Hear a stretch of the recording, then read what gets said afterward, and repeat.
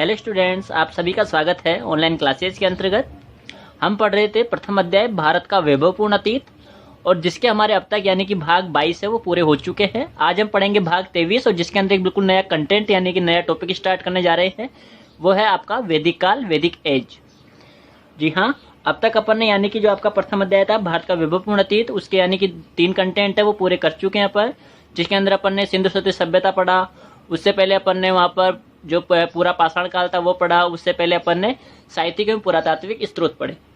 अब जो हम स्टार्ट कर रहे हैं वो करेंगे वैदिक काल। तो स्टार्ट करते हैं इसको अपन। तो वैदिक काल यानी कि अपन बात करें यहाँ पर वेद कि वेद है जो वैदिक सभ्यता के आधार स्तंभ है।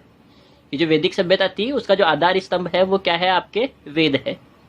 वैदिक सभ्यता के निर्माता, जो वैदिक सभ्यता है उसके निर्माता आर्य थे।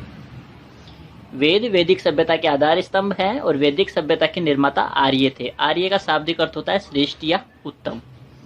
आर्य का शाब्दिक अर्थ क्या होता है, श्रेष्ठ या उत्तम। आर्यों के प्राचीन ग्रंथ में विशद ज्ञान भरा हुआ है, यानी कि काफी ज्ञान अपने को वहां पर देखने को मिलता है। इनकी जो भाषा है वो संस्कृत थी, जिसे देववाणी कहा जाता था।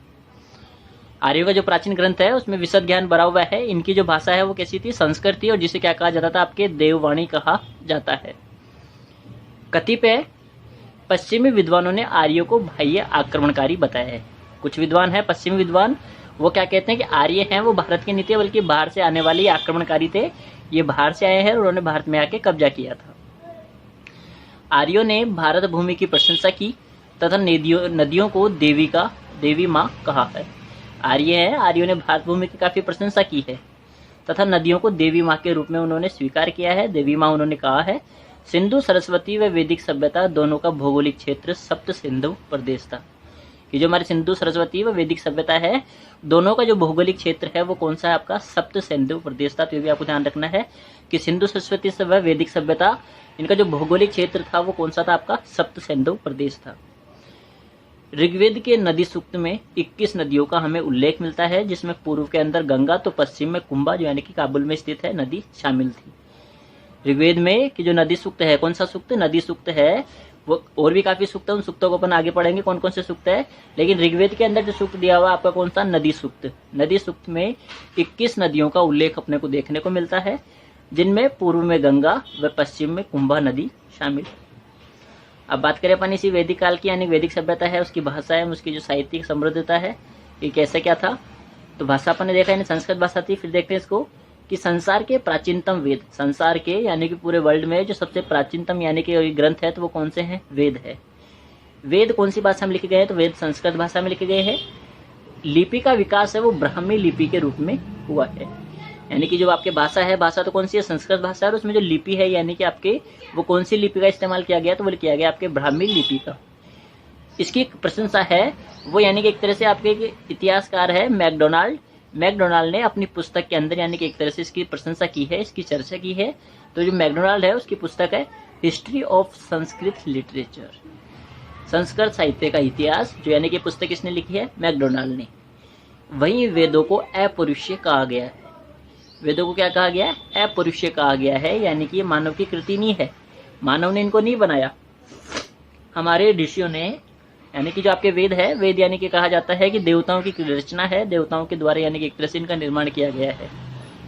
हमारे ऋषियों ने लंबे समय तक जिस ज्ञान का साक्षात्कार किया, हमारे जो ऋषि जिन्होंने लंबे समय तक इस ज्ञान का क्या किया, साक्षात्कार किया, यानी कि इनको पहले समझा सुना, उसका वेदों में संकलन किया गया है। इसलिए वेदों को संहिता भी कहा गया है। तो ये भी आपको ध्यान रखना है, वेदों को संहिता क्यों कहा गया है। प्रारंभ में वेदों को लिपिबद्ध नहीं किया गया। प्रारंभ में वेदों को क्या नहीं किया गया, लिपिबद्ध नहीं किया गया, केवल मौखिक रूप में यानी कि ओरली ही इनको मौखिक रूप में ही सुना करके इनका ज्ञान दिया जाता था, इसलिए इन्हें श्रुति भी कहा गया है। प्रारंभ है, प्रारंभ में वेदों को क्या लिपिबद्ध नहीं किया गया था, केवल मौखिक रूप के अंदर ही यानी कि सुना करके इनको ज्ञान दिया जाता था, इसलिए इन्हें श्रुति भी कहा गया है। ठीक है, तो याद है आपको समझ में आ गया होगा अच्छे से कि जो आपका वैदिक काल है, वैदिक काल में यानी कि वैदिक सभ्यता का जो आधार स्तंभ है वो वैदिक सभ्यता के निर्माता आर्य थे।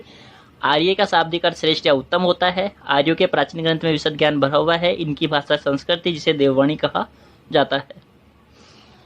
कुछ विद्वानों ने आर्यों को बाह्य भी बताया है, तो वहीं पे यानी कि एक तरह से आर्यों ने भारत भूमि की प्रशंसा की है। नदियों को देवी माँ कहा है, और ऋग्वेद की जो नदी सूक्त है उसमें कितनी नदियों का 21 नदियों का उल्लेख मिलता है।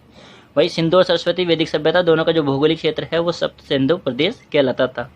अब बात करते हैं अपन वेद की, कि जो सबसे प्राचीन ग्रंथ है यानी कि वो कौन से हैं, वेद है। पूरा का पूरा वैदिक काल यानी कि जो वैदिक सभ्यता है वो किसके ऊपर टिकी हुई है, वेदों के ऊपर। जैसे आज की अगर अपन बात करें, आज हमारा जो पूरा का पूरा यानी हिंदुस्तान है टिका हुआ है किसके ऊपर, कॉन्स्टिट्यूशन के ऊपर, संविधान के ऊपर। उसी प्रकार से उस समय में वैदिक काल था जो टिका हुआ था किसके ऊपर, आपके वेदों के ऊपर। इसीलिए वैदिक सभ्यता का उसको आधार स्तंभ कहा गया है।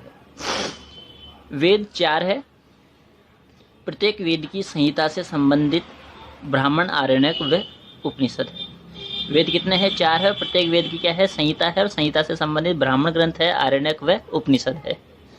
जैसे ये सब चीज़ें अपन ने पहले पढ़ ली है, उपनिषद, आरण्यक वगैरह ये सब अपन ने यानी कि एक तरह से पहले जो साहित्यिक स्रोत पढ़े थे वहाँ पर अपन पढ़ चुके हैं। ब्राह्मण ग्रंथों के अंतर्गत ब्राह्मण ग्रंथ भी पढ़े अपन ने, धार्मिक जो था हमारा, और ब्राह्मण ग्रंथ भी अपन ने देखे थे कि ऐत्रेय, तैत्रेय, शतपथ, पंचवीस, गौपथ वगैरह जो भी थे। अब बात कर लेते हैं अपन वेदों की। वेद भी अपन वैसे पढ़ चुके हैं, एक बार फिर से अपन देखेंगे। फर्स्ट आता है हमारा ऋग्वेद, कितने 4 है। ऋग्वेद हो गया आपका, सामवेद हो गया, यजुर्वेद हो गया और अथर्ववेद हो गया। अब ऋग्वेद की अपन बात करें तो आर्यों का सबसे प्राचीन ग्रंथ है वो कौन सा है, ऋग्वेद है। आर्यों का सबसे प्राचीन ग्रंथ कौन सा है, ऋग्वेद है। ऋग्वेद में 10 अध्याय है, 1028 सूक्त है, और इसमें छंदों में रचित देवताओं की स्तुतियां हैं। क्या है, आर्यों का सबसे प्राचीनतम ग्रंथ कौन सा है, ऋग्वेद है। ऋग्वेद में कितने अध्याय है, 10 अध्याय है, 1028 सूक्त है। इसमें छंदों में रचित देवताओं की स्तुतियां हैं। प्रत्येक सूक्त में देवता व ऋषि का उल्लेख किया गया है। कुछ सूक्तों में युद्धों व आचार विचारों का भी वर्णन हमको देखने को मिलता है। ये सब बातें कहाँ देखने को मिलती है हमको, ऋग्वेद में। सेकंड नंबर पे आता है सामवेद। सामवेद में काव्यात्मक रचनाओं का संकलन है।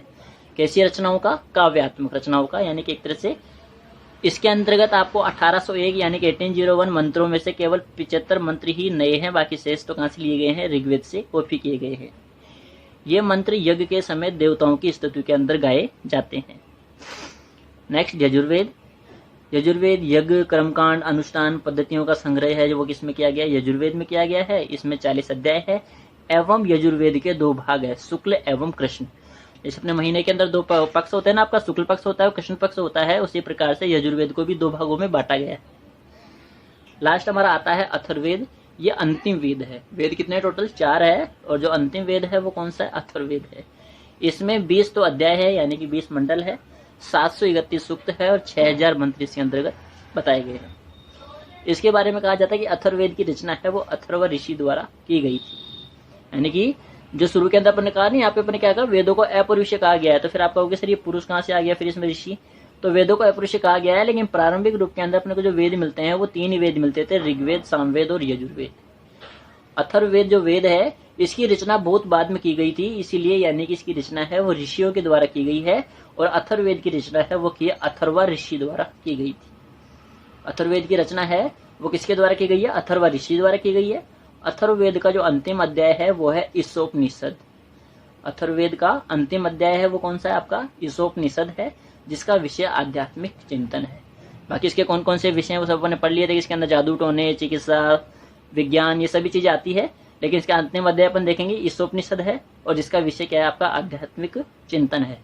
इसी के साथ साथ इसके अंतर्गत आपके वैदिक काल में अपन वेद हो गए, वेदों के साथ में अपन यहाँ पर पुराण भी पढ़ते हैं। तो पुराण भी अपन पहले पढ़ चुके हैं कि टोटल कितने आपके पुराण दिए गए हैं, 18 पुराण है, 29 यानी कि आपके 29 उप पुराण है। इन सभी बातों को अपन इसके अंदर देखेंगे। तो ये यानी कि एक तरह से हमारा जो नया टॉपिक था आज का वो अपन ने पढ़ा वैदिक काल। अभी वैदिक काल है, इस वैदिक काल को अपन पढ़ेंगे। जैसे सिंधु सभ्यता में देखा था कि उनका सामाजिक जीवन, राजनीतिक जीवन, धार्मिक, आर्थिक जीवन, उसी प्रकार से वैदिक काल भी हमें पूरा पढ़ना है। वैदिक काल का जो यानी एक तरह से इंट्रोडक्शन था वो आज हमने यहाँ पर कंप्लीट किया। अब हम जो यानी कि एक तरह से नए पार्ट के अंदर पढ़ेंगे वो पढ़ेंगे वैदिक काल, और वैदिक काल की यानी कि सबसे पहले हम पढ़ेंगे राजनीतिक व्यवस्था। राजनीतिक व्यवस्था पढ़ेंगे, उसकी सामाजिक व्यवस्था पढ़ेंगे, धार्मिक व्यवस्था पढ़ेंगे, आर्थिक व्यवस्था पढ़ेंगे, उसमें कोई कला से संबंधित बातें होगी तो वो हमको पढ़नी है। और उसी के साथ साथ एक बात और कि भारत का जो वैभवपूर्ण अतीत है उसका ये लास्ट कंटेंट चल रहा है वैदिक काल। इसके बाद में आपका ये चैप्टर खत्म हो जाएगा। उसके बाद में अपन वैदिक काल के आगे की शुरुआत करेंगे, जहाँ से आपके राजा महाराजा यानी कि आपके मौर्य साम्राज्य की शुरुआत होगी। मौर्य डायनेस्टी को अपन वहाँ से पढ़ेंगे। तो आज के लिए इतना ही। आई होप आपको अच्छे से समझ में आया होगा कि वैदिक काल यानी कि एक तरह से आपके क्या है, वैदिक काल में क्या करना आपको, सिर्फ इतना ध्यान रखना है कि जैसे आज हमारा यानी कि पूरा का पूरा जो भारत है वो टिका हुआ है संविधान के ऊपर, संविधान में जो नियम कानून दिए हुए हैं उसी से यानी कि हमारा देश चल रहा है, उसी सभ्य से यानी कि जो आपकी वैदिक सभ्यता है, वैदिक सभ्यता जो चलती थी किन नियम कानूनों से चलती थी, वो चलती थी वेदों से। आप वेदों को एक तरह से नियम कानून ही मान सकते हो कि वेद क्या है, नियम कानून है, और उन्हीं नियम कानूनों के कारण ही यानी कि एक तरह से आपकी ये वैदिक सभ्यता पनपी थी और काफ़ी यानी कि विकसित भी हुई थी। तो इसके अंदर आपको अच्छे समझ में आ गया होगा कि आपको यानी कि छोटी छोटी चीज़ें हैं वो आपको ध्यान रखना है। जैसे कि एक तो ये हो गया आपको कि सिंधु सरस्वती व वैदिक सभ्यता दोनों का जो भौगोलिक क्षेत्र है वो कौन सा है, सप्त सिंधु प्रदेश है। ऋग्वेद में जो नदी सूक्त है कितनी नदियों का उल्लेख किया गया, 21 नदियों का किया गया है। वही मैकडोनाल्ड की अपनी पुस्तक है हिस्ट्री ऑफ संस्कृत लिटरेचर, ये आपको ध्यान रखना है।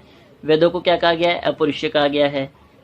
ये सब चीज़ें आपको ध्यान रखनी है। संहिता किसे कहा जाता है, तो हमारे ऋषियों ने लंबे समय तक जिस ज्ञान का साक्षात्कार किया और उसका फिर वेदों में संकलन किया गया, इसीलिए वेदों को क्या कहा गया है, संहिता कहा गया है। प्रारंभ में वेदों को लिपिबद्ध नहीं किया गया था, वे केवल कहते हैं मौखिक रूप में सुना करके ज्ञान दिया जाता था, यानी कि ओरली थे, इसलिए इन्हें श्रुति भी कहा जाता है। ठीक है, तो आज इतना ही। नेक्स्ट हमारी मुलाकात होगी भाग 24 के अंदर, जिसके अंदर अपन पढ़ेंगे वैदिक काल की राजनीतिक व्यवस्था, पॉलिटिकल